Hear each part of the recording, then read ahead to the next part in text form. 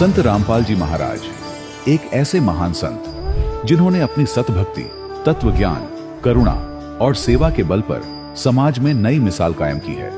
संत रामपाल जी महाराज की अगुवाई में उनके सभी सतलोक आश्रमों से समाज कल्याण के अद्भुत कार्यों ने समाज को सुनहरे भविष्य की एक नई उम्मीद दिखाई है।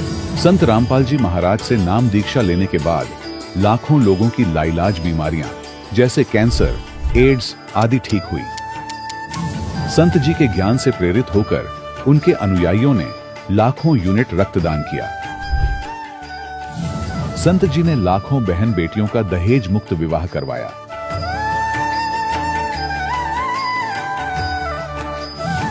संत जी ने लाखों लोगों का नशा छुड़वाया, करोड़ों उजड़े परिवार बसे। संत जी के आश्रमों में समागम के दौरान निःशुल्क नेत्र चिकित्सा, दंत चिकित्सा प्रदान की जाती है। संत रामपाल जी महाराज द्वारा समय समय पर पर्यावरण संरक्षण के उद्देश्य से बड़े स्तर पर वृक्षारोपण किया जाता है। संत जी ने जरूरतमंदों को तत्काल राहत पहुंचाने के लिए एम्बुलेंस सेवा शुरू की। संत जी अपने अनुयायियों को देहदान के लिए प्रेरित करते हैं, जिससे मानवता की सेवा और चिकित्सा क्षेत्र में सुधार हो सके। संत रामपाल जी महाराज के सभी आश्रमों में हर रोज निःशुल्क भंडारा आयोजित किया जाता है, जहां हर वर्ग, हर जाति और हर धर्म के लोग एक साथ बैठकर भोजन करते हैं।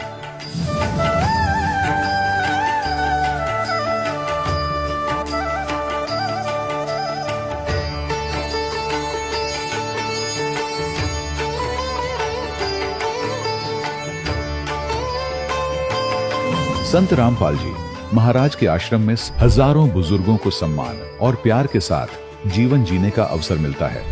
उनके खाने, रहने और स्वास्थ्य की पूरी जिम्मेदारी संत रामपाल जी महाराज उठाते हैं। अनाथ बच्चों के लिए संत रामपाल जी महाराज के सभी आश्रम किसी वरदान से कम नहीं। यहाँ उन्हें शिक्षा, संस्कार और भविष्य के लिए बेहतर अवसर प्रदान किए जाते हैं। चाहे बाढ़ हो, भूकंप या महामारी, संत रामपाल जी महाराज और उनके अनुयायी हमेशा ही जरूरतमंदों के लिए सबसे आगे खड़े रहते हैं। कोविड महामारी के दौरान संत रामपाल जी महाराज के आश्रमों से करोड़ों लोगों के लिए भोजन, दवाइयां और जीवन रक्षक सामग्रियां उपलब्ध कराई गई। चाहे गरीब की मदद हो या किसी शोषित और पीड़ित वर्ग के हक और सम्मान की लड़ाई, संत रामपाल जी महाराज ने हमेशा ही उनकी दबी आवाज को सरकारों तक पहुंचाया है और उन्हें उचित न्याय दिलवाने में अहम भूमिका अदा की है। समाज में आध्यात्मिक और सामाजिक मूल्यों के प्रति जागरूकता लाने में संत रामपाल जी महाराज हर कदम पर मानवता के सच्चे सेवक साबित हुए हैं। संत रामपाल जी महाराज का जीवन हमें सिखाता है कि सच्ची सेवा वही है जो निस्वार्थ भाव से की जाए। आइए हम भी इस महान सेवा के कार्य में इस महान संत से जुड़ें और संत रामपाल जी महाराज से नाम दीक्षा लेकर अपने जीवन को धन्य बनाएं।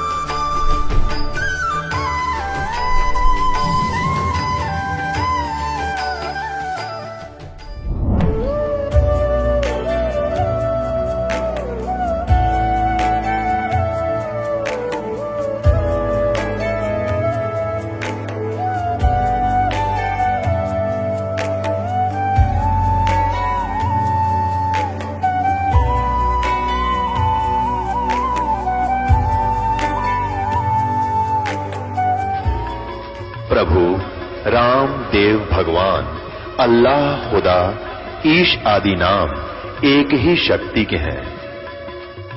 वो कैसा है, कहां है, कैसे मिलता है, किसने देखा है? ये प्रश्नवाचक चिन्ह पूर्ण रूप से हटाने के लिए अवश्य सुनिए जगत गुरु तत्वदर्शी संत रामपाल जी महाराज के अमृत वचन, सर्व पवित्र धर्मों के पवित्र शास्त्रों के आधार पर। दर्शकों, व्यक्ति के जीवन में दुख और कष्टों का आना उसके जीवन को पूरी तरह से तहस नहस कर देता है। परंतु यह कहानी है एक ऐसे व्यक्ति की जिनके जीवन में अनेक आर्थिक और शारीरिक कष्टों ने दस्तक दी, परंतु वह तमाम कष्ट उनके जीवन में वरदान साबित हुए। आखिर किसी व्यक्ति के जीवन में कभी कभी दुख भी वरदान कैसे साबित हो जाते हैं, आज यही सब जानने के लिए सुनते हैं राकेश जी की सच्ची कहानी, उन्हीं की जुबानी। नमस्कार सर। नमस्कार। सर क्या नाम है आपका? मैं राकेश पवार। सर कहाँ के रहने वाले हैं आप? मैं मंदसौर जिले के नारगढ़ गांव का रहने वाला हूँ।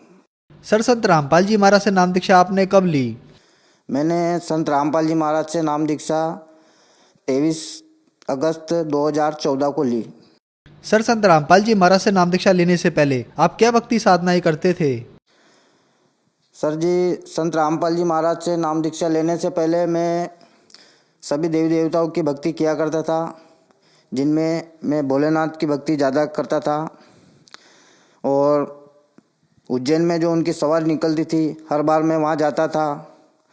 रामदेवरा जाते थे हम पैदल, बाधवा माता जी जाते थे। मतलब सर जी, हम सभी देवताओं की भक्ति करते थे, पर हमको उनको भक्ति करने से कोई भी लाभ नहीं मिला। सर फिर आप संत रामपाल जी महाराज की शरण में कैसे आए? सर जी, संत रामपाल जी महाराज की शरण में हम ऐसे आए कि हमारे जो घर के पास में एक संत रामपाल जी महाराज के शिष्य रहते हैं, तो दिन में मोबाइल में संत रामपाल जी की जो वाणी है वो चलाते थे। तो मैं उनसे पूछता था कि भाई यार, ये तू रोज़ रोज़ क्या चलाता है यार, ये मेरे तो समझ में पड़ता ही नहीं। तो बोलता है कि हमारे गुरु जी जो हैं संत रामपाल जी महाराज, ये उनकी वाणी है और वहाँ जाने के बाद ये लाया हूँ मैं, इससे सुनने से अच्छा लगता है। मैंने कहा ठीक है। तो सर जी फिर अचानक क्या हुआ कि हमारे जो पत्नी है, उनकी क्या है कि तबीयत बहुत ख़राब रहती है, मतलब हाथ पाँव मतलब जलन बहुत करते थे। तो उसको हमने बड़े से बड़े डॉक्टर को दिखाया, पर कोई फ़ायदा नहीं हुआ। तो हमारे पड़ोस में जो संत रामपाल जी महाराज के शिष्य हैं, उनके घर से भी सभी जुड़े हुए हैं संत रामपाल जी महाराज से। तो उनके पत्नी ने मेरी पत्नी से बोला कि अगर तुम वहाँ चलोगे संत रामपाल जी महाराज के पास दीक्षा लेने, तो आपकी सभी बीमारी दूर हो जाएगी। तो मेरी पत्नी ने मेरे से बोला कि एक बार चल के तो देखते हैं, अपन इतने बड़े बड़े डॉक्टरों पे जाके आ गए, फ़ायदा तो कुछ मिल नहीं रहा। तो मैंने कहा कि चलो चलते हैं। मैंने कहा इसी बहाने अपन भी हरियाणा और इधर घूम के आ जाएंगे। तो सर जी, हम अगले दिन उनकी बात सुनकर मेरी पत्नी बोली कि अपन भी चले। तो मैंने कहा चलो ठीक, चलते हैं। तो अगले दिन हम शहर के बरवाला में गए और हम दोनों ने सपरिवार हमने संत रामपाल जी महाराज से नाम दीक्षा ली। सर पहले आप बीमारियों से परेशान थे और इसी बीच आपको संत रामपाल जी महाराज के शिष्य मिले, उनके कहने पर आपने संत रामपाल जी महाराज से नाम दीक्षा ली। तो क्या संत रामपाल जी महाराज से नाम दीक्षा लेने के बाद आपको कोई लाभ प्राप्त हुए? सर जी, लाभ तो बहुत हुए। उसमें से पहला लाभ तो ये है कि जो मेरी पत्नी को बीमारी थी, पाँव में जलन, मतलब वो शाम होती वो बस वो ये बोलती कि मेरे पाँव में बहुत जलन होती, तो मैं लेकर उसको हॉस्पिटल जाता और वो डॉक्टर गोली देते था, उससे थोड़ा फर्क पड़ता और वापस वो बीमारी फिर चालू हो जाती। तो संत रामपाल जी महाराज की शरण में जाने से पहला लाभ तो मेरे को ये हुआ कि मेरी पत्नी स्वस्थ हुई। और दूसरा लाभ मेरे को ये हुआ सर जी कि मेरे पिताजी बीड़ी बहुत पीते थे। मैं उनको बहुत बोलता था कि आप भी संत रामपाल जी महाराज की शरण में आइए, तो आपके नशा वशा सब छूट जाएगा। तो वो बोलते कि हाँ ले लेंगे ऐसा बोलते थे। पर एक दिन क्या हुआ सर जी कि अचानक वो बाहर बैठे थे, तो उनको हृदय रोग हुआ और अटैक आ गया। तो उस दिन मैं भी घर पे ही था। तो बाहर वाले आए, बोले कि यार तेरे पापा बाहर पड़े हुए न लौट रहे यार। तो मैं गया, मैंने देखा कि ये क्या हुआ। तो फिर हम उनको हॉस्पिटल ले गए। तो हॉस्पिटल ले गए सर जी हम। तो डॉक्टर ने जैसे देखा तो उन्होंने बोला कि यार बेटा बहुत देर कर दी तेने लाने में, पर एक काम कर, तू इनको मंदसौर ले जा बड़े अस्पताल में। तो सर जी मैं उनको लेके घर आया और घर से मारुति वैन करके हम जैसे ही बैठ रहे थे और मंदसौर जाने के लिए निकले, तो हमारे जो पड़ोसी आए वो बोले कि क्या हुआ। और उन्होंने मेरे पापा का हाथ वगैरह देखा तो बोले कि बेटा ये तो ख़त्म हो गए हैं ना, अब कुछ सार नहीं वहाँ जाने से। तो मैंने कहा कि नहीं, मुझे मेरे गुरुजी पे संत रामपाल जी महाराज पे पूरा विश्वास है और मैं इनको मंदसौर ले जाऊंगा। तो सर जी मैं इनको मंदसौर ले जा रहा था, तो रास्ते में ही जाते हुए हमारी गाड़ी क्या है कि ख़राब हो गई। फिर वहाँ मैंने संत रामपाल जी महाराज को याद किया और मैंने कहा गुरुजी संत रामपाल जी महाराज मेरे कुछ भी मदद करो और गाड़ी की व्यवस्था करवाओ। तो उधर से क्या है कि हमारे थाना जो लगता है वहाँ के टीआई साहब की गाड़ी निकली, उन्होंने मेरे को पहचान लिया रात में और गाड़ी में बिठाया और हॉस्पिटल तक ले गए।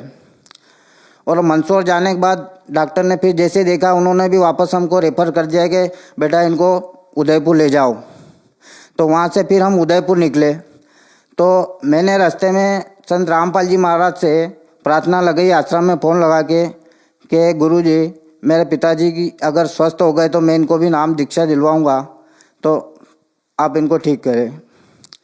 तो सर जी हम जैसे ही जा रहे थे और आधे रास्ते में पहुँचे थे और उनको होश आ गया और उन्होंने उल्टी वगैरह करी और उन्होंने मेरे से बोला कि बेटा मेरे को एक सफ़ेद साफे वाले तुम्हारे जो गुरुजी है संत रामपाल जी महाराज वो आए और उन्होंने मेरे से बोला कि बेटा तेरे को कुछ नहीं होगा। इतनी बात बोली उन्होंने और मेरे से और बोले कि मेरे को भूख लग रही है। फिर मैंने उनको चाय बिस्किट वगैरह करवाया वहाँ पर। उसके बाद जैसे ही हम उदयपुर गए तो वहाँ पर डॉक्टर ने उनको चेक किया वगैरह और सुबह बोले कि इनको तो अटैक आया था, पूरे शरीर की एमआरआई जांच करवानी थी। तो उन्होंने बोला कि इनकी जांच करवाना पड़ेगा, आपको पैसे जमा करवाना पड़ेगा। मैंने कहा ठीक है। तो मैंने पैसे जमा करवा दिए और उन्होंने जैसे ही जांच करी तो डॉक्टर ने मेरे को बुलाया और बोला कि बेटा देखो ये यहाँ जो फेफड़े के पास ये जो नली रहती है उसमें बीड़ी पीते थे, इसकी वजह से उनको क्या है कि कचरा फंस गया है, तो इसकी वजह से अटैक आ रहा है न। अगर ये इसका ऑपरेशन अगर आपने जल्दी नहीं करवाया तो ये कभी भी फिर वापस अटैक आ जाएगा तो फिर मर सकते हैं, इसलिए आपको ऑपरेशन करवाना ज़रूरी है। तो मैंने कहा कि सर जी कितना खर्चा आएगा? तो उन्होंने बोला कि सर बेटा 70,000 का खर्चा आएगा। फिर मैंने बोला कि अगर 70,000 में हम करवा लेंगे ऑपरेशन तो क्या ये पूरी तरह से स्वस्थ हो जाएंगे?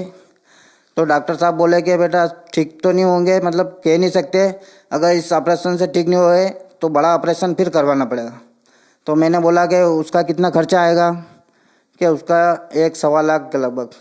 मैंने कहा ठीक है डॉक्टर साहब मैं व्यवस्था करके फिर बताता हूँ। तो मेरे जो साथ में मेरे जिया जी थे वो बोले कि राकेश तुम पैसे की चिंता मत करना, पैसे नहीं हो तो मैं दे दूँगा, पर तुम ऑपरेशन करवा लो। तो मैंने उनसे कहा कि जिया जी मुझे मेरे गुरुजी संत रामपाल जी महाराज पर पूरा विश्वास है और वो उनको ठीक करेंगे, इसलिए मैं कुछ भी नहीं करवाऊँगा और अब इनको जाके डायरेक्ट संत रामपाल जी महाराज से नाम दीक्षा दिलवाऊँगा। उसके बाद हम वहाँ से आए और जैसे ही घर आए और सबसे पहले मेरे पापा ने खुद ने बोल दिया कि बेटा मेरे को उनके आश्रम में ले चल और उनसे नाम दीक्षा दिलवा। तो हमारे पास में ही नीमच नामदान सेंटर है सर जी, तो हम वहाँ गए और संत रामपाल जी महाराज से उनको नाम दीक्षा दिलवाई। और तीसरा लाभ एक और ये है भगत जी कि मेरा जो बालक है वो बाज़ार में दुकान पर सामान लेने गया था, तो जैसे ही रोड क्रॉस कर रहा था तो उधर से मोटरसाइकिल आई, तो उस पर 3 सवारी थी। तो जैसे ही मोटरसाइकिल आई और वो क्रॉस कर रहा था तो वो गाड़ी उससे टकरा गई और वो गाड़ी के नीचे पूरा दब गया और वो तीनों सवारी उस गाड़ी के ऊपर और वो नीचे। अब उधर से जो दुकान वाले थे वो सब दौड़ के आ रहे यार ये बा साहब गिर गए, उनको मालूम नहीं कि इधर बच्चा भी गिरा। तो बा साहब सोच रहे कि यार ये तो बच्चा मर जाएगा, पहले मेरे को छोड़ो ना, उस बच्चे को निकालो यार। तो वो सब दुकान वाले ने सब मतलब जैसे गाड़ी उठाई तो मेरा बालक उठा और उसने तो हाथ पांव साफ करके न एकदम वो तो चुपचाप चलने लग गया, न घर आ गया। तो मैं शाम को घर आया तो दुकान वाले ने सब बोल रहे मेरे से क्या राकेश जी आपका बालक तो आज वहाँ ऐसा हो गया था, न बहुत खतरनाक एक्सीडेंट था, न क्या मालूम कैसे है तो बच गया। फिर मैंने उनको समझाया कि बच नहीं गया, है हमारे संत रामपाल जी महाराज की कृपा है जो आज उनकी वजह से सुरक्षित है। मैंने पूछा कि बेटा ऐसा क्या हुआ था? तो बोला पापा मैं सामान लेने जा रहा था और उधर से मेरे को ध्यान नहीं रहा और गाड़ी आ गई और मेरे ऊपर गिर गई, पर मुझे तो पता ही नहीं चला, पर अपने संत रामपाल जी महाराज जैसे आए और उन्होंने गाड़ी पकड़ ली और मेरे को एकदम इधर हटा लिया और मेरे एक खरोच तक नहीं आए। फिर मैंने बोला जय हो बंदी छोड़ सदगुरु रामपाल जी महाराज की जय हो। और भगत जी एक और लाभ मेरे को ये हुआ कि मेरे जो बड़े पापा है तो वो हमारे पास ही रहते हैं, उनके कोई है ही नहीं, उनके पत्नी वगैरह कोई, तो उनकी देख रेख हम ही कर रहे हैं। तो सर जी वो रात को बाथरूम करने के लिए जैसे ही निकले तो अंधेरे में वो क्या ये गिर गए तो जैसे ही गिरे तो उनका एक तरफ का शरीर ये पूरा एक तरफ से पूरा लकवा मार गया और उनका हाथ पांव काम करना ही छोड़ दिया। और तो आवाज़ आई उधर से, तो फिर मेरे पापा और हम दौड़ के गए तो बोल रहे कि मेरे तो हाथ पांव काम ही नहीं कर रहे। फिर हमने उनको उठा के पलंग पे सुलाया और उनके 2 लड़कियां हैं, उनको फ़ोन लगाया हमने। मैंने कहा ऐसा ऐसा हो गए, तो वो दोनों आई तो बोले कि हमको भी टाइम नहीं है। तो हमने कहा कि अगर आपको टाइम नहीं है ना हम इनको ले जाएं तो हम संत रामपाल जी महाराज की शरण में ले जाएं हमारे गुरुजी के पास, तो वहाँ जाने के बाद ये सही हो जाएंगे। तो बोले कि आपके समझ में आए वो करो। तो सर जी हम इनको संत रामपाल जी महाराज की शरण में ले गए और वहाँ नाम दीक्षा दिलवाया और 2-4 दिन में ही उनके हाथ पांव सही हो गए और धीरे धीरे हाथ भी ऐसा हो रहा था, ये भी काम नहीं कर रहा था, ये भी काम करने लग गया। और सर जी वो सुनते भी नहीं है, मतलब उनको कान से कम सुनाई देता है, फिर भी वो धीरे धीरे परमात्मा का नाम संत रामपाल जी महाराज का नाम लिया करते हैं। और आज वो आराम से घर से मतलब बाजार जाके आ जाते हैं और लोग मोहल्ले वाले खुद देखते हैं कि यार ये बात साहब तो मरने जैसे थे और आज ये जवान जैसे घूम रहे फिर रहे हैं। ये सब संत रामपाल जी महाराज की कृपा है जो आज वो सब सुरक्षित है और आज हमारा पूरा परिवार सुखी है। सर क्या आप नशा भी करते थे? हाँ सर जी, नशा तो मैं इतना करता था कि मतलब ये जो मिराज तंबाकू आती है वो मतलब 24 घंटे मेरे जेब में ही पड़ी रहती थी और मैं मतलब सोता था तो भी उसको निकाल के ना मुंह में लेके ही सोता था।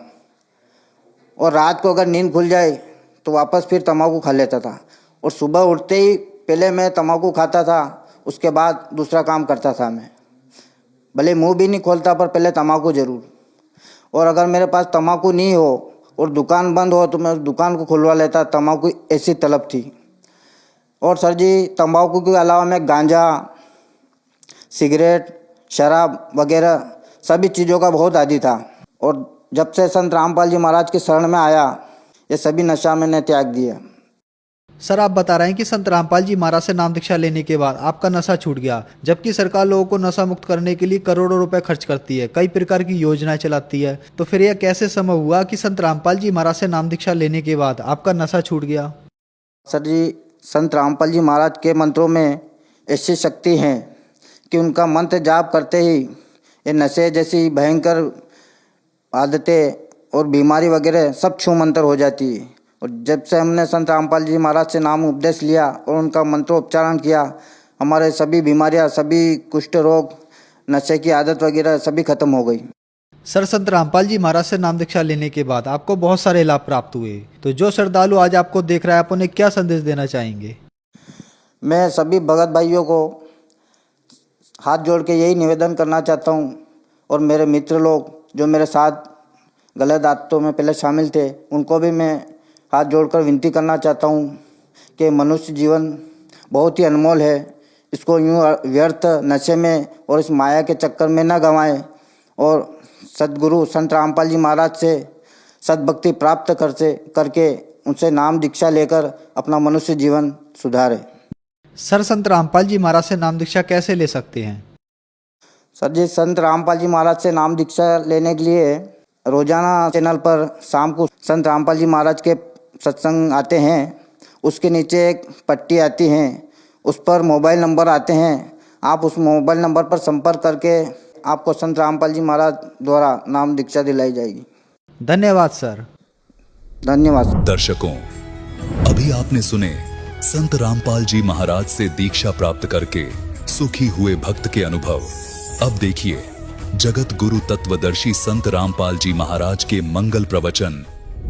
पुण्यात्माओं, ये पवित्र वेद परमात्मा की महिमा का ऐसे गुणगान करते हैं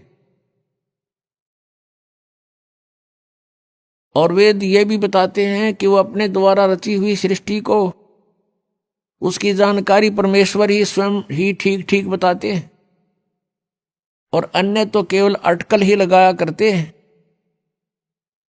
तो ये सभी गुण जिसके अंदर हैं, वेद कहते हैं वो परम अक्षर ब्रह्म है, वो पूर्ण परमात्मा है और वो पूर्ण परमात्मा ही अपने द्वारा रची हुई सृष्टि को यथार्थ रूप में ज्ञान देते हैं और वो परमात्मा स्वयं ही आकर के ज्ञान प्रचार करते हैं। वो तत्वदर्शी संत का रोल भी स्वयं ही करते हैं और वो परमात्मा कवियों की तरह आचरण करते हैं।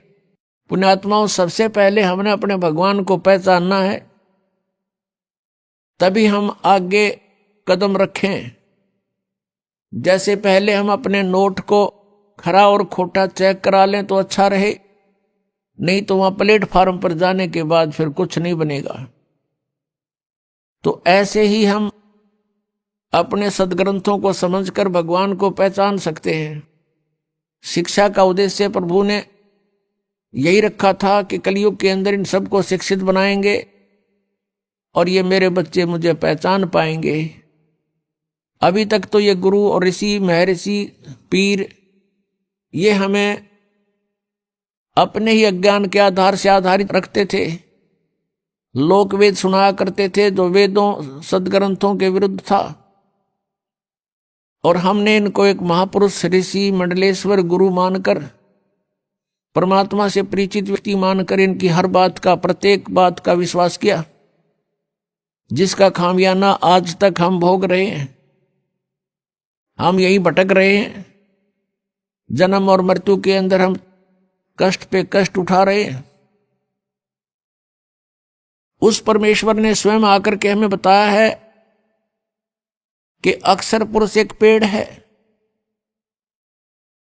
पृथ्वी से तुरंत बाहर जो दिखाई देता है वो पेड़ होता है, उसको पेड़ बोलते हैं। पृथ्वी से बाहर का जो पोर्शन है पेड़ का, उसको पेड़ बोलते हैं। नीचे की जड़ होती है और फिर ऊपर के पेड़ के भी कई हिस्से होते हैं। जैसे ये सारा शरीर मनुष्य कहलाता है, लेकिन हाथ अलग हैं, पैर अलग हैं, मुख अलग है, कान नाक अलग है, इनके नाम अलग हैं, ये विभाग हैं। ऐसे ही तना जो है ये अक्षर पुरुष जानो, और उसके मोटी डार ऊपर चल के 2-3 हो जाती हैं। उनमें से एक मोटी डार को सरपुरुष जानो, सरपुरुष, जिसको ज्योत निरंजन भी कहते हैं, काल भी कहते हैं। और उस मोटी डार के 3 शाखाएं, ये रजगुण ब्रह्मा, सतगुण विष्णु, तमगुण शिव जी जानो, और पात रूप संसार। परमेश्वर कबीर देव जी ने स्वयं आकर के एक तत्वदर्शी संत की भूमिका करके हमें यथार्थ ज्ञान दिया। अक्षर पुरुष एक पेड़ है, सरपुरुष वह की डार, और तीनों देवा शाखा हैं, ये पात रूप संसार। तो यहां गीता ज्ञानदाता कहता है कि तत्वदर्शी संत की प्राप्ति के उपरांत उस तत्व ज्ञान रूपी शस्त्र से इस अज्ञान रूप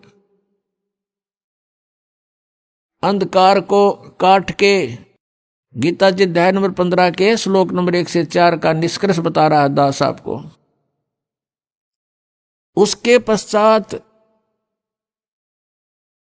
परमेश्वर के उस परम पद की खोज करनी चाहिए, जहां जाने के बाद साधक फिर लौटकर कभी संसार में नहीं आते।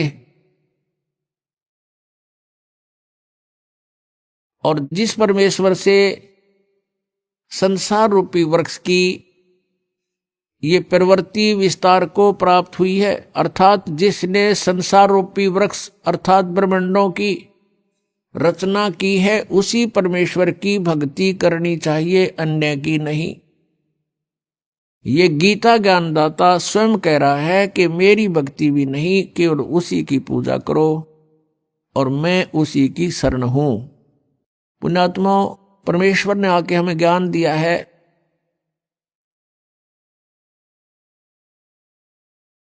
आप यहां के वासी नहीं हो, आप यहां अस्थायी रूप पर रह रहे हो, और जिस परिवार और जिस संपत्ति को आप अपना मानकर निश्चिंत हो चुके हो, ये आपकी महाभूल है। और ये भूल कहां से समाप्त होती है? संतों के विचारों से। और वो विचार मिलते हैं सत्संग से। और पुण्यात्माओं, सत्संग आज के दिन 21 ब्रह्मांड में इस दास के अतिरिक्त कहीं पर भी आपको उपलब्ध नहीं है। ये अभिमान नहीं, ये यथार्थ ज्ञान जानना। और जो पुण्यात्मा इस ज्ञान से परिचित हो चुके हैं उनको ये आसानी से स्वीकार्य होगा कि सचमुच इस पृथ्वी पर कहीं पर भी वास्तविक आध्यात्मिक ज्ञान नहीं है। यदि किसी ने इस दास से ये वचन सुनकर, सीडी वगैरह देखकर, पुस्तकें पढ़ के और ये ज्ञान ग्रहण करके आगे वो स्वयं वक्ता और गुरु बन बैठा है तो वो महाशत्रु है समाज का, क्योंकि उसको अधिकार नहीं है, वो अधिकारी नहीं है। यदि वो गुरु बन बैठेगा तो वो अपने भी कर्म बिगाड़ेगा और इनको श्रद्धालुओं को भी जो है हानिकारक होगा, क्योंकि डुप्लीकेट एक ड्राइविंग लाइसेंस या पासपोर्ट बनाने वाला बना तो देगा एज इट इज, कति यूं का यूं, लेकिन उसका आगे चल के जहां उसका निरीक्षण होगा तो वहां फेल हो जाएगा और उस समय बहुत देर हो चुकी होगी।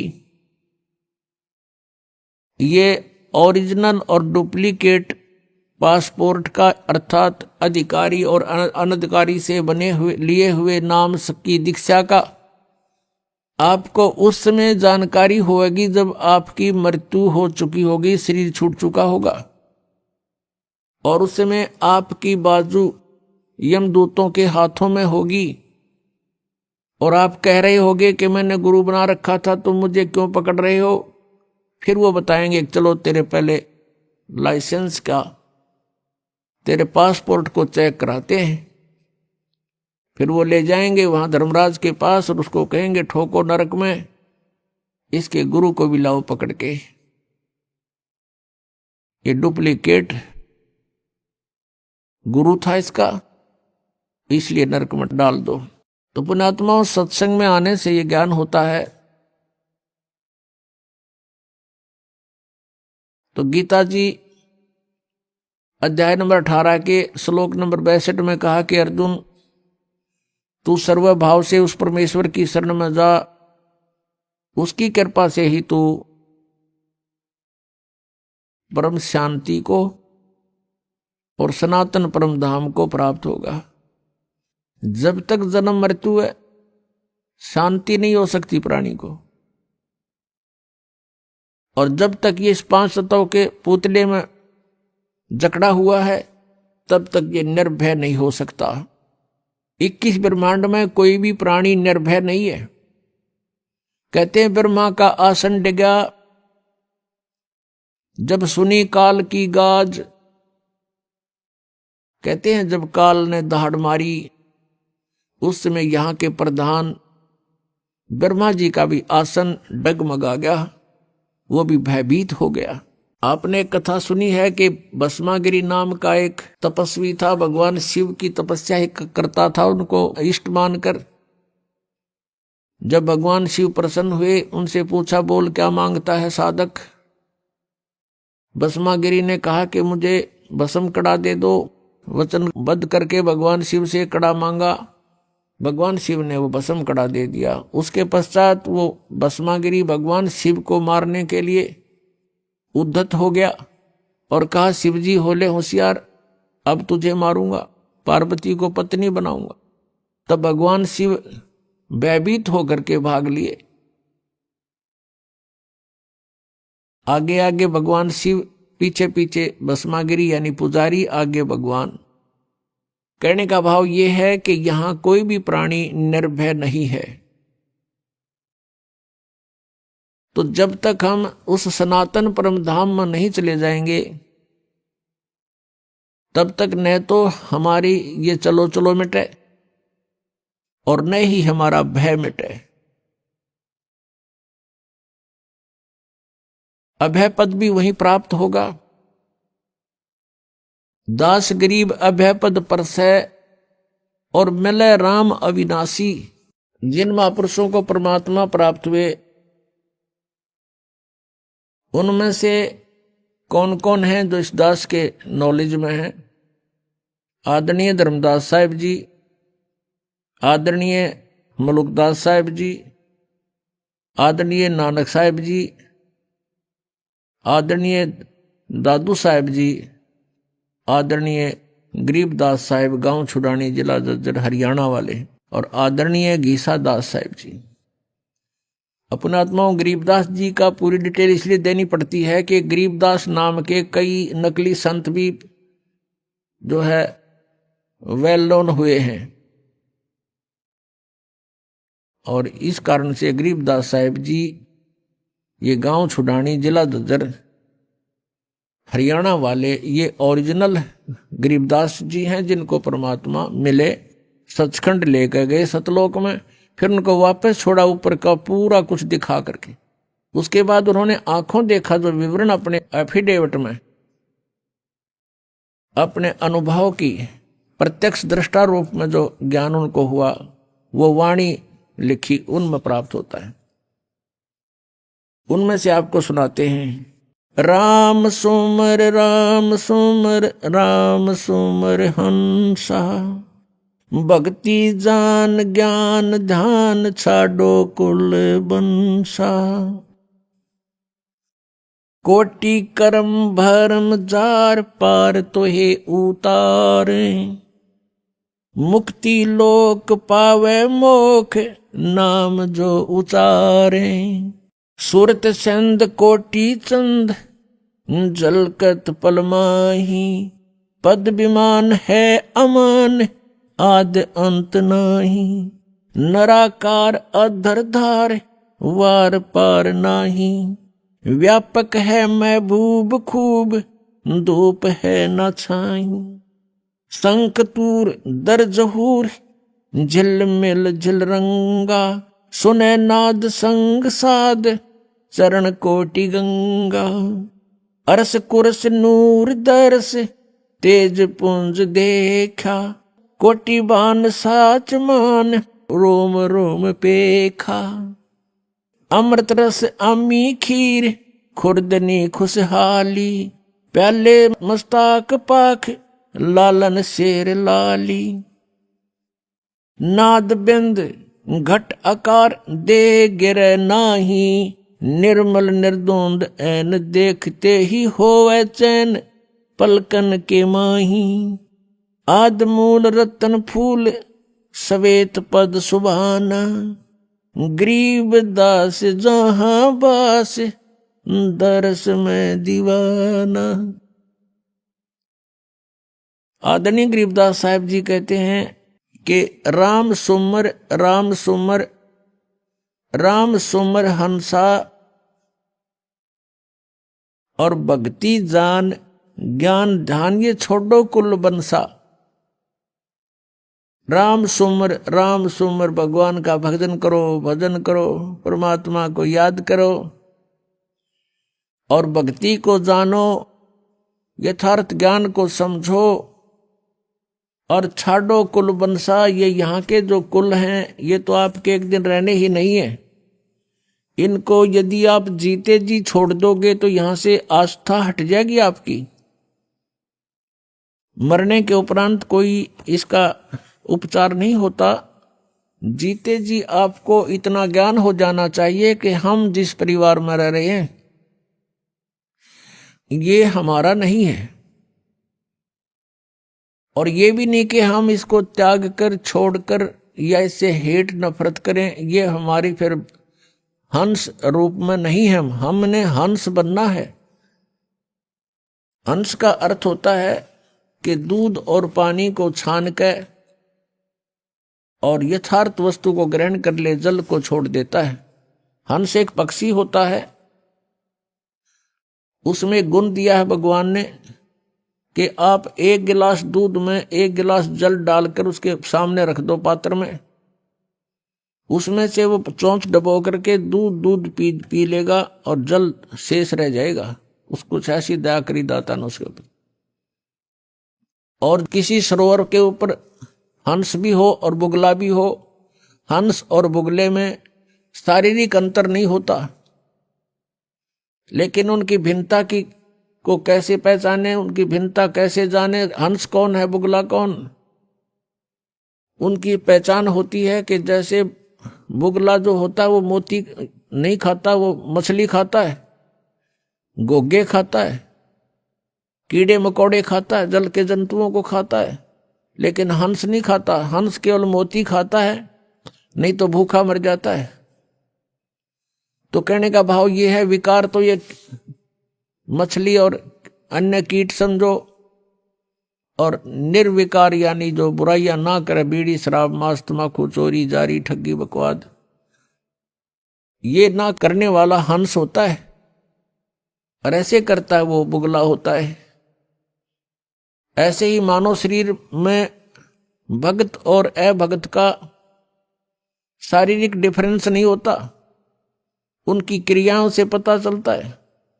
तो हमने क्या कहा गरीबदास साहब जी ने कि राम सुमर राम सुमर राम सुमर हंसा हंस, हे हंसात्मा, यहां इस परमात्मा के ज्ञान से दूध और पानी को छानना सीख ले, भिन्न कर ले, फिर अपना आराम से आस्था तेरी नहीं रहेगी यहां पर।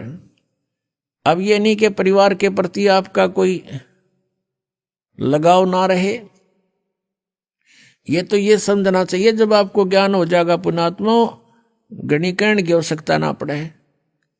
हम अज्ञानतावश फंसे हुए यहां पर, अज्ञानतावश हम एक दूसरे को अपना मानकर अपनी मूर्खता जाहिर कर रहे हैं, प्रकट कर रहे हैं। अब जैसे आप जी के घर पे संतान है, पुत्र या पुत्री, ये आपकी नहीं है, आपने तो इसके ऊपर एक कवर डाल रखा है, वो है आपका शरीर, बॉडी। आप किसी की बच्चे पे या किसी की बेटी पे अपना कोई कपड़ा सिला के पहना दो उसको और फिर कहो मेरा है, तो कितनी समझदारी है आपकी। या समझदार को संकेत बहुत होता है। ऐसे सभी आत्माएं परमात्मा की हैं और आपने इन पे कौर डाल लिया, अपने मटेरियल से शरीर दे दिया इनको बनाकर, लेकिन फिर इनको अपना मान लिया। इनको आप अपना ना मानकर परमात्मा का मानो, मालिक का मानो, आप नौकर जानो उस परम पिता की, तो आसानी से आप इस जीवन को पार भी कर लोगे। भगवान से डरते हुए आपने इनके साथ रहना है कि मालिक के बच्चे की आत्मा नहीं दुखानी चाहिए। आप नौकर हो उस परम पिता के और ये बच्चे हैं उस भगवान के, आप उनके नौकर लगा रखे हो। आपको धन दिया है इनके लिए, इनको पढ़ाने को, लिखाने का, अच्छे कपड़े पहनाने का और प्यार से रखने के लिए आपकी ड्यूटी है। इनका प्रत्येक कार्य आप करो भगवान से डर के कि भगवान के बच्चे हैं, और जितना मालिक ने आपको इनके लिए धन दिया उसको उतने ही एवरेज से व्यय करो, एक्स्ट्रा मत करो, और उसी में से आपका धर्म पुण्य भी आप करो। तो ये ज्ञान आपको धीरे धीरे होगा, कहने से नहीं होता, एक दो बार में भी नहीं बात या दस्ती, क्योंकि हमारे ऊपर इन तीनों भगवानों का, तीनों प्रभुओं के अंदर से निकल रहे इन गुणों का विशेष प्रेशर है, बहुत जबरदस्त इफेक्ट है। तो धीरे धीरे ये ज्ञान सुनने से, परमात्मा के मंत्र, एंटीबायोटिक, ये कैप्सूल खाने से, तो ये नशा और ये इनका प्रभाव हमारे ऊपर से कम होगा। रजगुण ब्रह्मा जी, सतगुण विष्णु जी, तमगुण शिव जी, ये तीन प्रभु हैं और एक एक विभाग के मंत्री हैं। एक ब्रह्मांड के अंदर ये पृथ्वी लोक, ऊपर स्वर्ग लोक और नीचे पाताल लोक को, इन तीन लोकों के ऊपर ये एक एक विभाग के विभागीय मंत्री हैं। और इनके अंदर से एक रेंज निकल, एक ऐसी तरंग निकलती है, और वो कैसे प्रभावित कर रही है हमारे को, जैसे रसोई के अंदर किचन में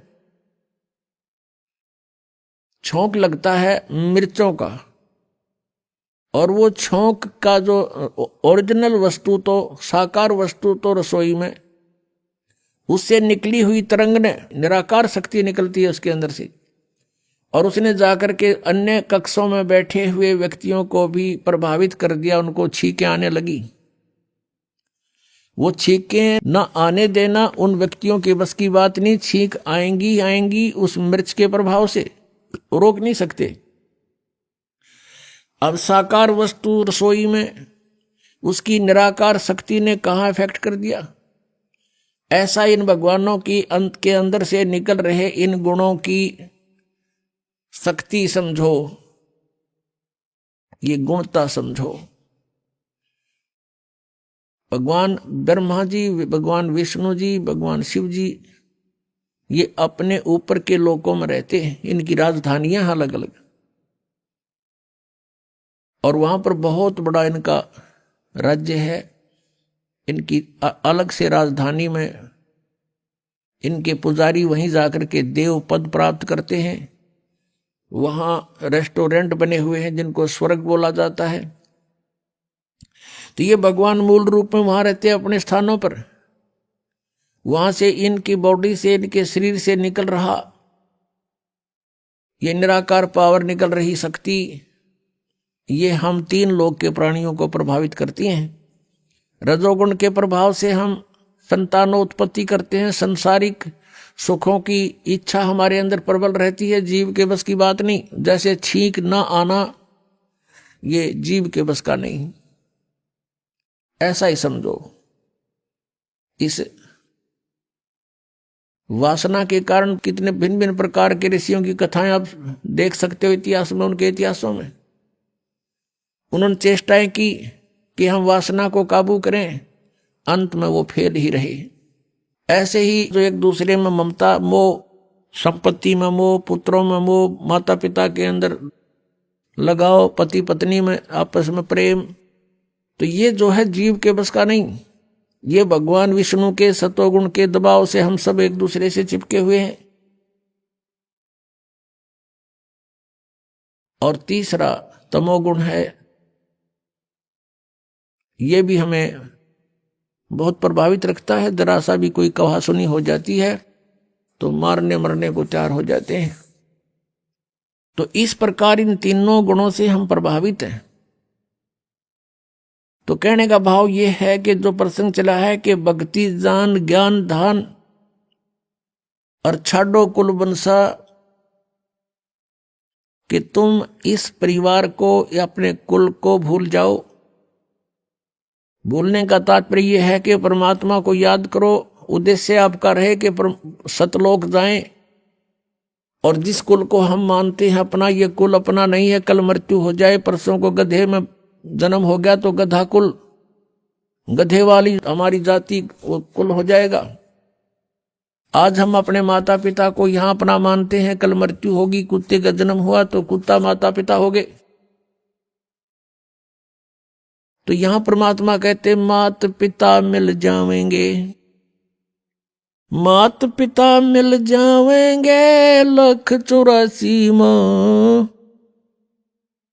ये सतगुरु सेवा और बंदगी भाई फेर मिलन की ना। माता पिता तो जहां भी आपका जन्म होगा वहीं मिल जाएंगे। पशु योनि में गए वहां माता पिता, पक्षी योनि में गए वहां माता पिता, लेकिन मनुष्य जीवन के अंदर आपको माता पिता भी प्राप्त हैं, लेकिन इसमें आप परमात्मा भी प्राप्त कर सकते हो। कोटि कर्म भरम जार पार तो हे उतारे, मुक्ति लोक पावे मोख नाम जो उचारे। कि तेरे सभी कर्म भरमों का नाश कर देंगे, हम जला देंगे और तुझे पार कर देंगे, सतलोक ले चलेंगे। और मुक्ति लोक यानी सतलोक को आप प्राप्त हो जाओगे और आपका मोक्ष हो जाएगा। नर आकार अधर आधार, वार पार नाही, व्यापक महबूब खूब धूप है ना छाही। अब परमात्मा आप ही आकर के अपने ज्ञान से अपनी प्यारी आत्माओं को परिचित कराते हैं। और परमेश्वर कहते हैं चारों युग में संत पुकारे, को के कहा हम हेल रे, हीरे माणक मोती बरसे, ये जग चुगता ढेल रे। अभी आपने सुने संत रामपाल जी महाराज के मंगल प्रवचन। आइए अब सुनते हैं संत रामपाल जी महाराज से नाम दीक्षा लेकर सतभक्ति करके अद्भुत लाभ प्राप्त करने वाले अनुयायी के विचार। नमस्कार दर्शकों, प्रत्येक जीवात्मा को तलाश होती है एक ऐसे सहारे की जो उसे संपूर्ण सुख प्रदान कर सके।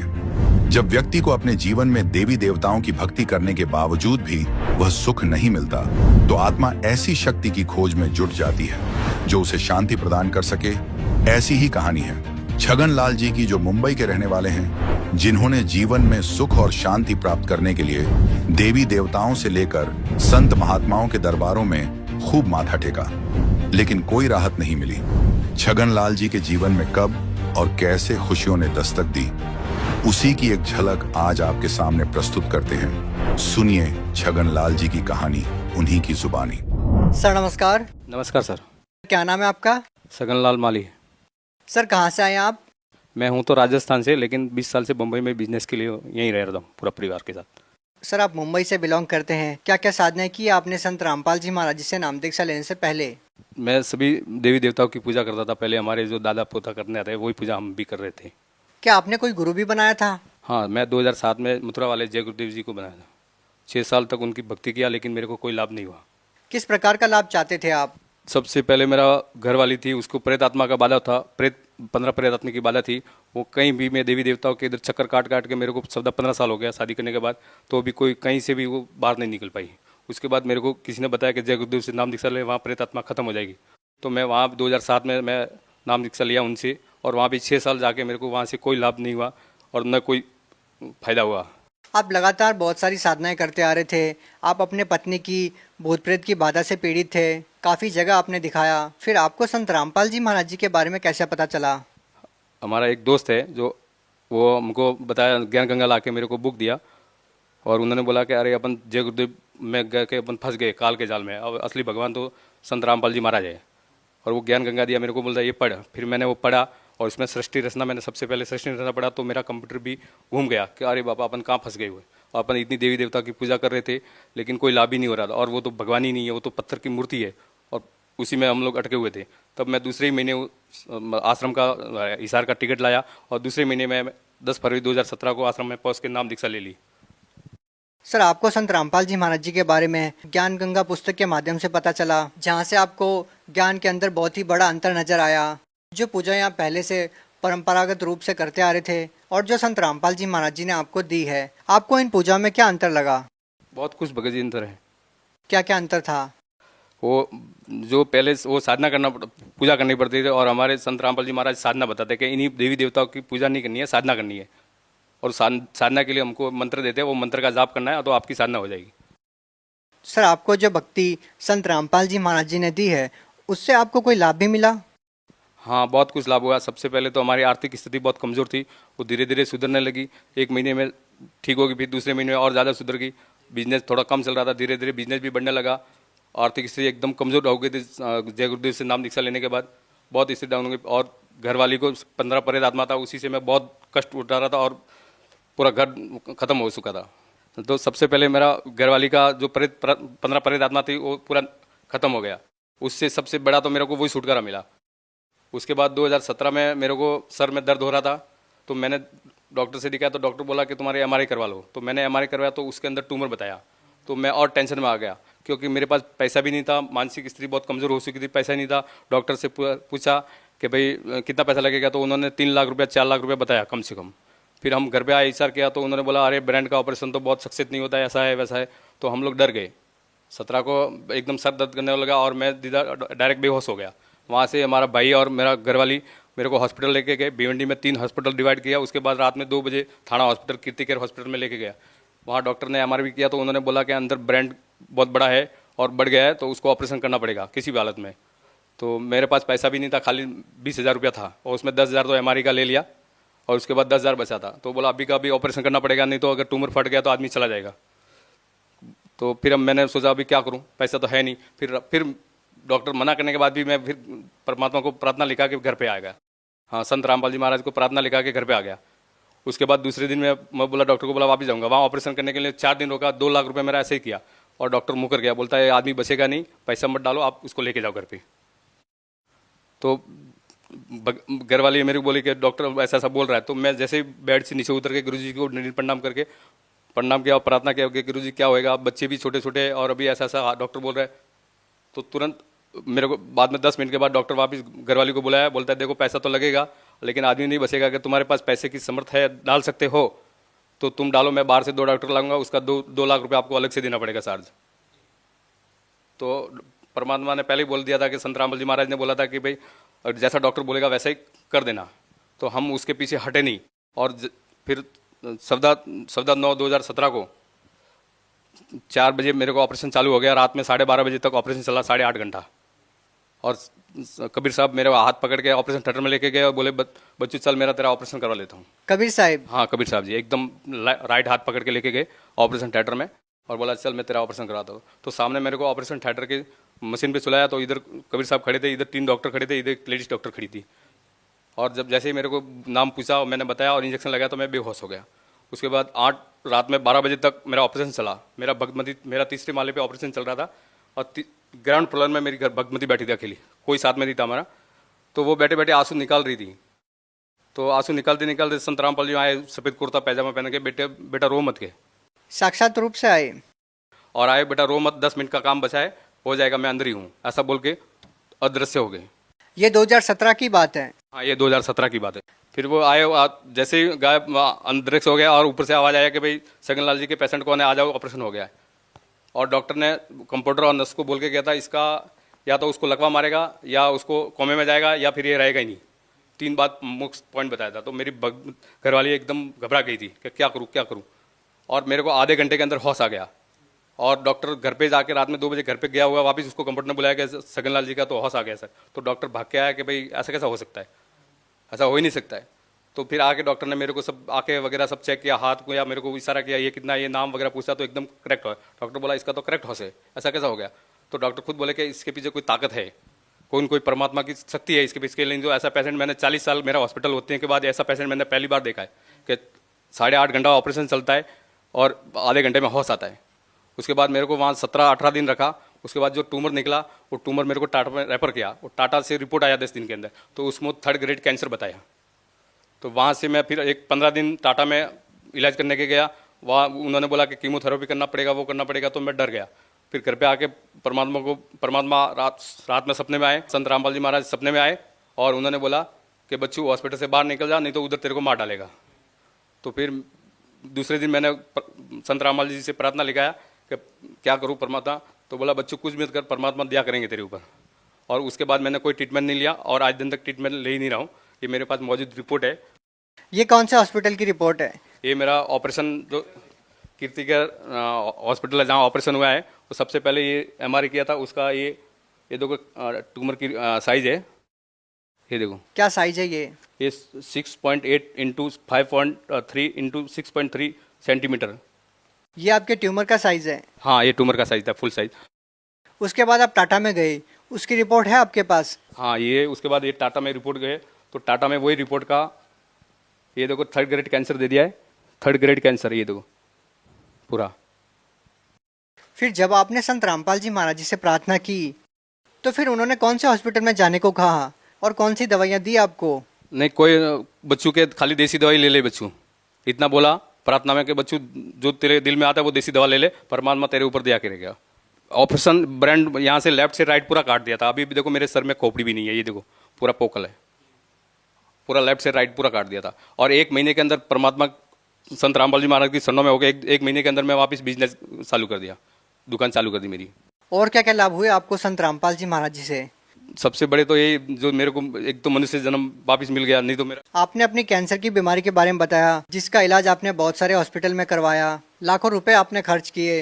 ये बिल्कुल असाधारण सी बात है। लोगों का विश्वास करना बिल्कुल ही मुश्किल हो जाता है कि संत रामपाल जी महाराज जी से नाम दीक्षा लेने के बाद लोगों की कैंसर जैसी भयानक बीमारी ठीक हो जाती है। इसके बारे में आप लोगों को क्या कहना चाहेंगे? संत रामपाल जी महाराज जी के बारे में आप लोगों को क्या बताना चाहेंगे?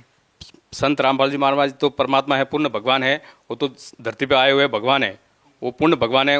अगर भगवान जो भी कर सकते हैं तो कैंसर का बाप भी ठीक कर सकता है। सर, संत रामपाल जी महाराज जी हिंदुस्तान में एक इकलौते ऐसे संत हैं जो बोलते हैं कि परमात्मा आपके बड़े से बड़ा रोग, आपका बड़े से बड़ा कष्ट और आपके पापों को नाश कर देगा। लेकिन और संत ऐसा नहीं बोलते। तो सर, संतों के अंदर ये विरोधाभास क्यों है?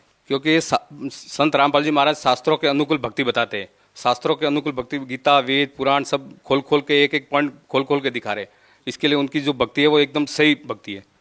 सर, आप भगत समाज को क्या संदेश देना चाहेंगे? मेरे तरफ से तो मैं संदेश नहीं, मेरे संत रामपाल जी महाराज की तरफ से मैं संदेश देना चाहता हूँ कि परमात्मा धरती पे आ चुके हैं, उनकी शरणों में आके अपना कल्याण कराओ और मोक्ष प्राप्त करो।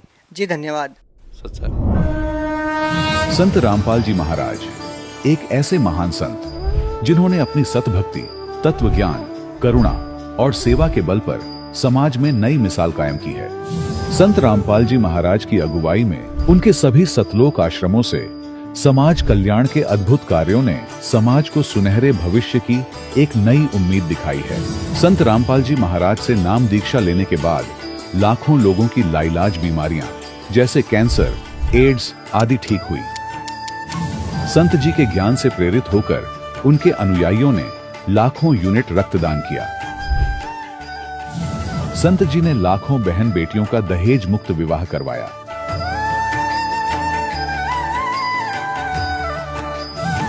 संत जी ने लाखों लोगों का नशा छुड़वाया, करोड़ों उजड़े परिवार बसे। संत जी के आश्रमों में समागम के दौरान निःशुल्क नेत्र चिकित्सा, दंत चिकित्सा प्रदान की जाती है। संत रामपाल जी महाराज द्वारा समय समय पर पर्यावरण संरक्षण के उद्देश्य से बड़े स्तर पर वृक्षारोपण किया जाता है। संत जी ने जरूरतमंदों को तत्काल राहत पहुंचाने के लिए एम्बुलेंस सेवा शुरू की। संत जी अपने अनुयायियों को देहदान के लिए प्रेरित करते हैं, जिससे मानवता की सेवा और चिकित्सा क्षेत्र में सुधार हो सके। संत रामपाल जी महाराज के सभी आश्रमों में हर रोज निशुल्क भंडारा आयोजित किया जाता है, जहां हर वर्ग, हर जाति और हर धर्म के लोग एक साथ बैठकर भोजन करते हैं।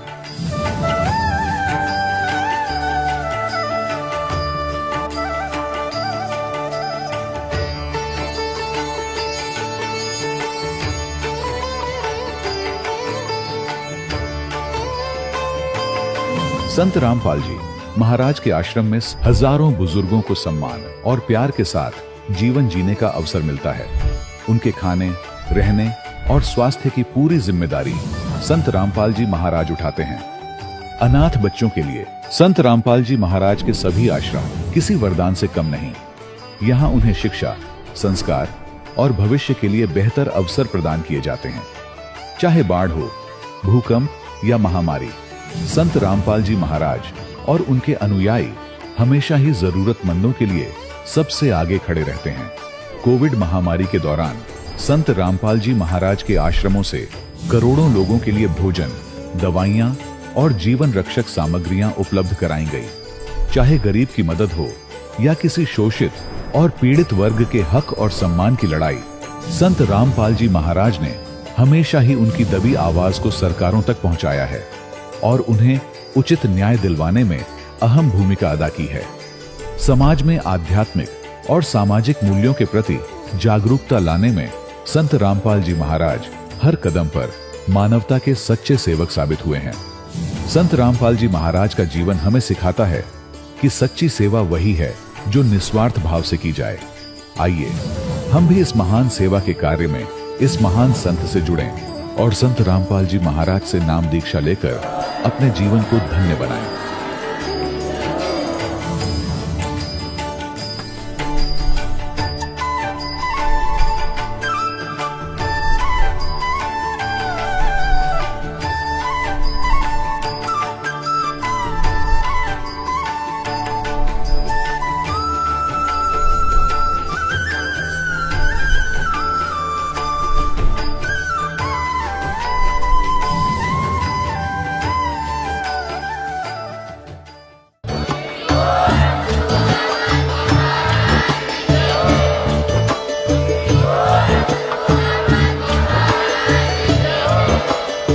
सुन रहे थे जगत गुरु तत्वदर्शी संत रामपाल जी महाराज जी के मंगल प्रवचन। अधिक जानकारी के लिए विजिट कीजिए हमारी वेबसाइट www.jagatgururampalji.org।